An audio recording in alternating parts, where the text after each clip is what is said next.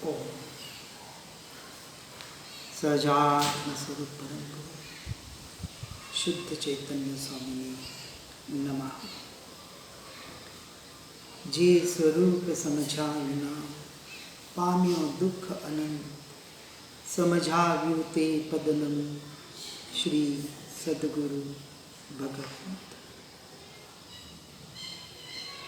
19वीं गाथा तक हमने देखा था। 20वीं और 21वीं गाथा साथ में लेंगे।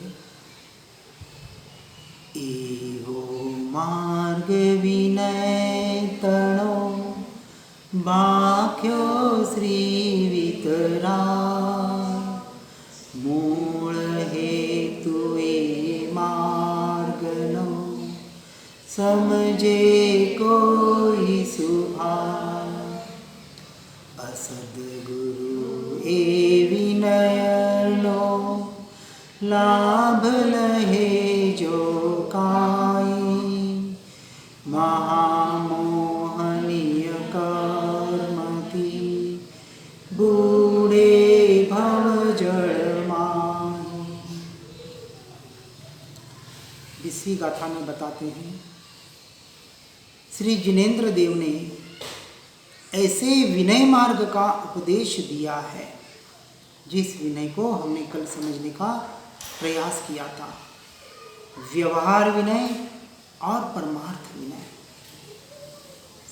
हर एक को अच्छी तरह से समझकर अपनी अपनी योग्यता से अपना परिणमन करने का प्रयास करना है। इस मार्ग का मूल हेतु अर्थात उससे आत्मा का क्या उपकार होता है, आत्मा का यानी मेरा, अब मेरा क्या उपकार होता है, उसे कोई सुभाग्य अर्थात सुलभ बोधि अथवा आराधक जो जीव हो वही समझ पाता है, वह समझता है। सबके समझ में नहीं आएगा और आ भी जाएगा तो उस रूप परिणमन होना बहुत मुश्किल है। तो ऐसा जो विनय का मार्ग बताया वीतराग परमात्मा ने, उस वीतरागता का मार्ग बताया कि ये जो परिणमन, ये है जीव, तेरे भाव जो मोह राग द्वेष रूप परिणमित हो रहे हैं, उन भावों को वहां से हटाकर वीतरागता की और बढ़ने का जो मार्ग है, ऐसा सत्य मार्ग, उस सत्य मार्ग का सत्य विनय, सच्चा विनय करना, यानी सद्देव सद्गुरु सत्शास्त्र ऐसे व्यवहार विनय के माध्यम से निश्चय ऐसे अपनी आत्मा का विनय, अपनी स्वरूप लीनता, परमार्थ विनय दोनों को यथास्थिति जानकर समझकर ऐसे विनय मार्ग के उपदेश को अपने आत्मा के उपकार के लिए उसे परिणमित करना है। क्योंकि स्पष्ट बताया कि उससे अपनी मेरी आत्मा का क्या उपकार होता है, उसे कोई सुभाग्य अर्थात सुलभ बोधि अथवा जो सच्चा आराधक जीव है वही उसे समझ पाएगा। तो समझकर क्या समझना है कि परद्रव्यों से, संसार से तो 100% उपयोग को हटाना ही हटाना है, और शुभ भावों की क्रियाओं से भी जो सिर्फ और सिर्फ बिना आत्म के लक्ष्य के हैं, ऐसी शुभ क्रियाओं से भी हटना है। अब यहाँ से तो 100% हटना है। अब मुझे निश्चय के लक्ष्य से, अपने स्वभाव के लक्ष्य से जो भी क्रिया हो, उतनी ही क्रिया मात्र मेरा सच्चा व्यवहार रह जाए।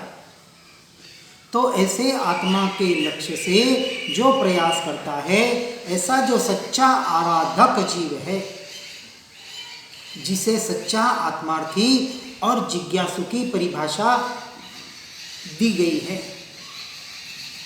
क्योंकि इसी आत्मसिद्धि शास्त्र में 2 कथन आते हैं मोक्ष मार्ग के।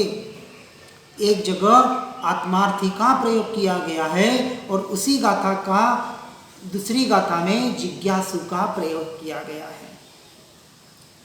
जब तक व्यवहार के साथ है, आत्मा की ओर उपयोग जा रहा है, वह आत्मार्थी जीव है, और जो सत्य पुरुषार्थ कर रहा है, अब एकमात्र मोक्ष के लिए, अपने स्वरूप रमणता के लिए ही जो निरंतर प्रयासरत है, वह सच्चा जिज्ञासु है।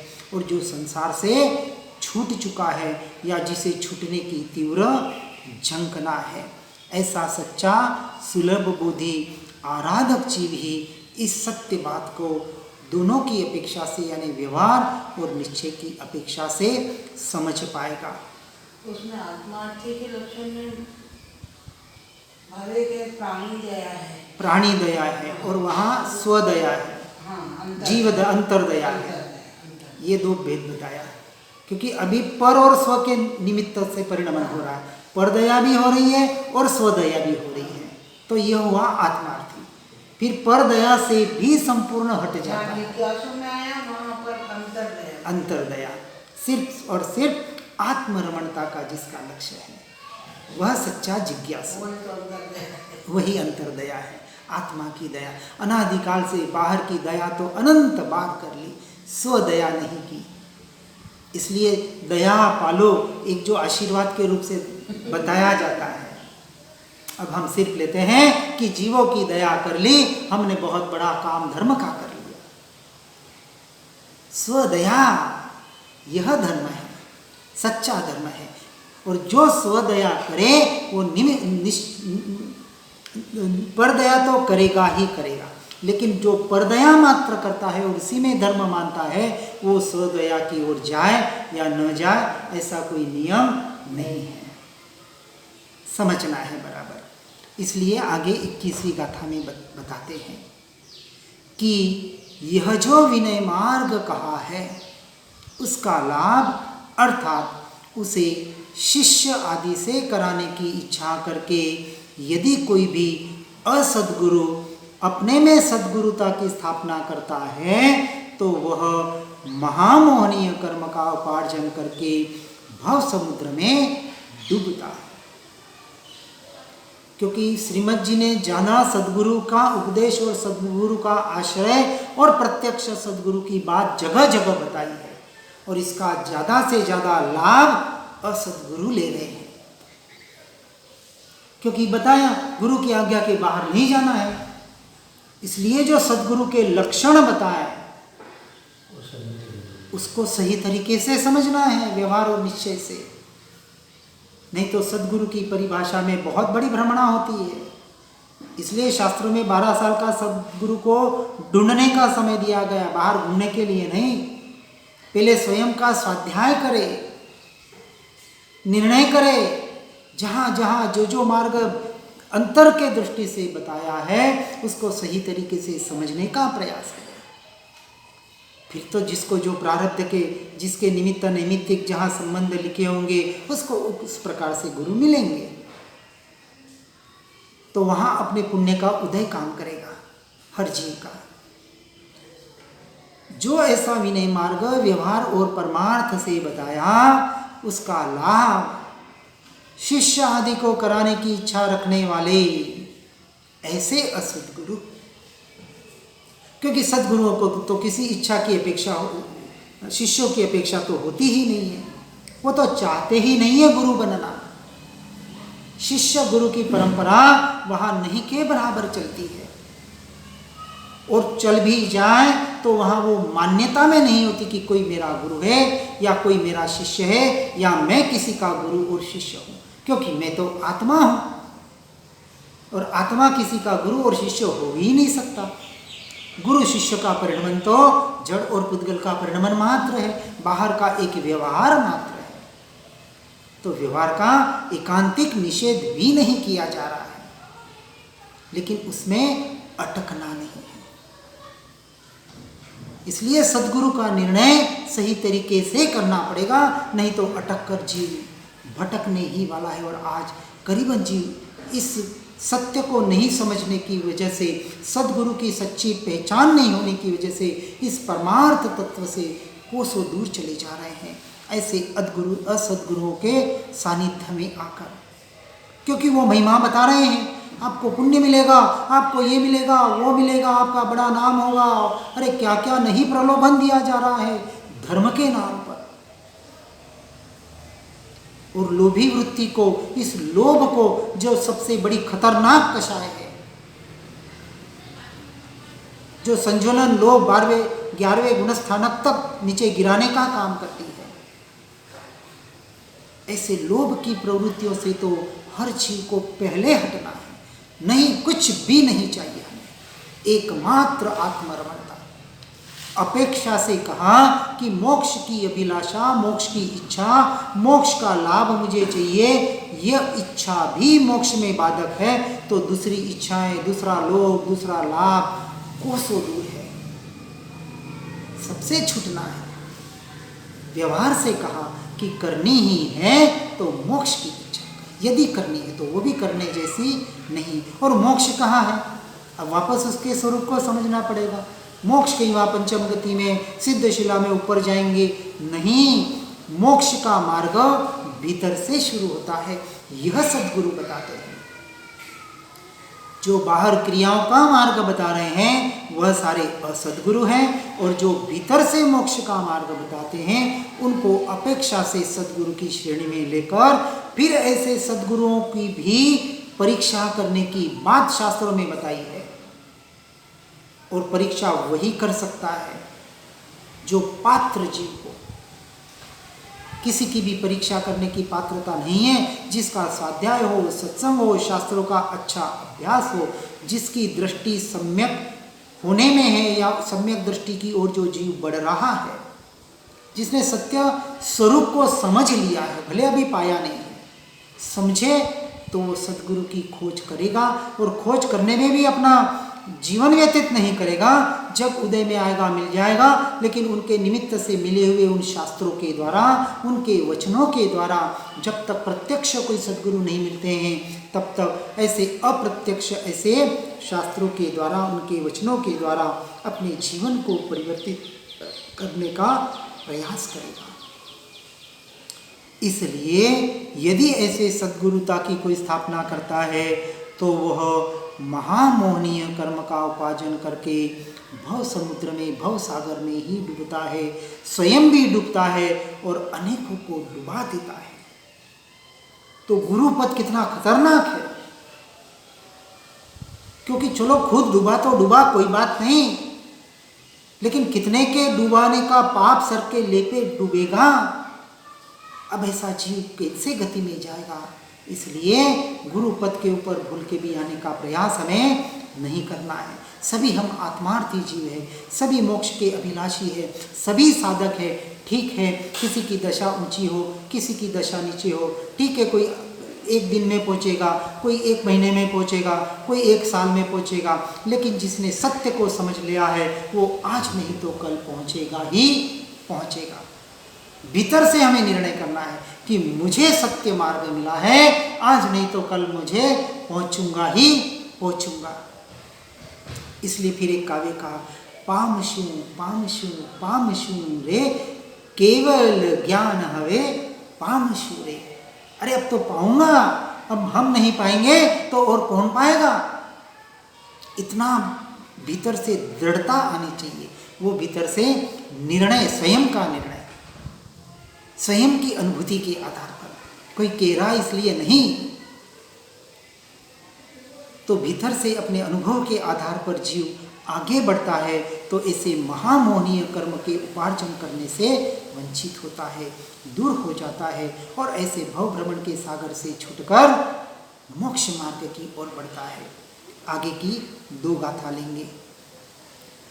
होयं मुमुक्षु जीवते समझे एह विचार, होयमतार्थी जीवते अवलोले निर्धार, होयमतार्थी ते हने थायन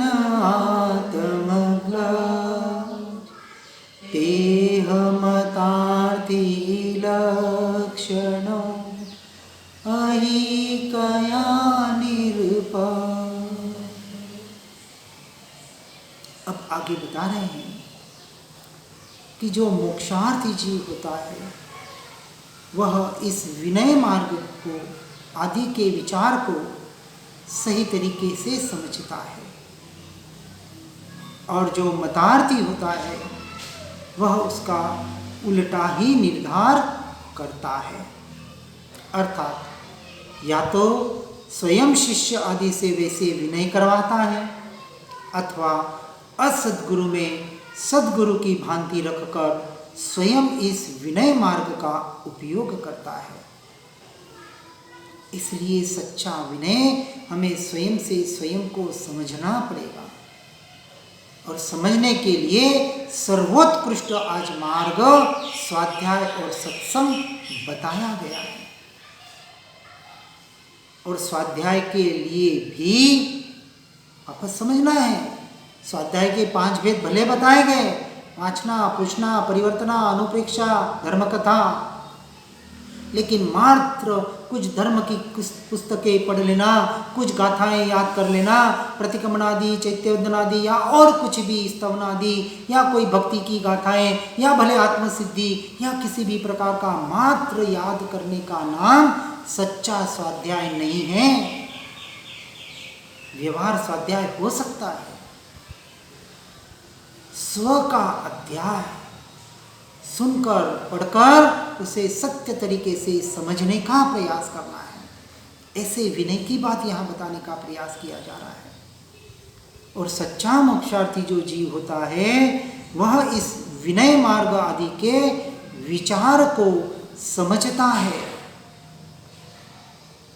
और कौन समझेगा? जिसे सही निर्णय करने का अभ्यास हो, सही शास्त्रों का अभ्यास हो, सत्य मार्ग की सच्ची समझ हो। और पुण्य के उदय से ही ऐसे सच्ची समझ, सच्चा मार्ग, ऐसे सद्गुरु मिल पाते हैं। और जो मतार्थी होता है वह उसका उल्टा निर्धार ही करता है। अब आगे बताएंगे मतार्थी के लक्षण। और पढ़ना सुनाना नहीं है, मतार्थी के लक्षणों को पढ़कर सुनकर समझकर अब यहाँ भी रुकना नहीं है, अपने जीवन से उस मतार्थीपने को संपूर्ण जड़ मूल से उखाड़ने का प्रयास करना है। इसलिए स्वयं शिष्य आदि से ऐसे जो असद्गुरु है वह विनय करवाते हैं। कौन सा विनय? व्यवहार विनय करवाते हैं। ऐसे असद्गुरु ऐसे शिष्यों को ऐसे सत्य मार्ग मिलता भी हो तो वहां से वंचित रखते हैं। नहीं, हमारे मत के बाहर नहीं जाना, हमारी कुल परंपरा के बाहर नहीं जाना, बड़ा पाप लगेगा, मिथ्यात्व का दोष लगेगा। अपने कुल परंपरा की, अपने आग्रहों की ऐसी जड़ मान्यताएं कर बैठे हैं धर्म के नाम पर। बहुत बहुत समझने की हमें जरूरत है और गहराई से उस पर चिंतन विचार करने की जरूरत है। हम कहाँ अटक रहे हैं, क्यों अटक रहे हैं? हमारा सत्य पुरुषार्थ हमें मोक्ष में ले जाएगा। कोई गुरु या कोई देव, बाहर की कोई भी वस्तु हमें मोक्ष में नहीं ले जा सकती। इसलिए स्वयं से मुझे मोक्ष जाना है, मुझे मेरा निर्णय करना है, तो मुझे मेरा यानी उस सत्य मार्ग का सही तरीके से पहले स्वाध्याय करना पड़ेगा।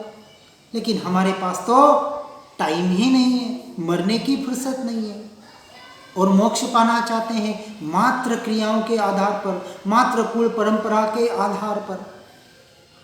कैसे सत्य मोक्ष मिल पाएगा? कैसे सत्य मार्ग की ओर बढ़ पाएंगे? बहुत कठिन मार्ग है। इसलिए कहा सहज है, सरल है, सर्वत्र इसकी प्राप्ति है। लेकिन किसके लिए? ये मार्ग समझना किसके लिए?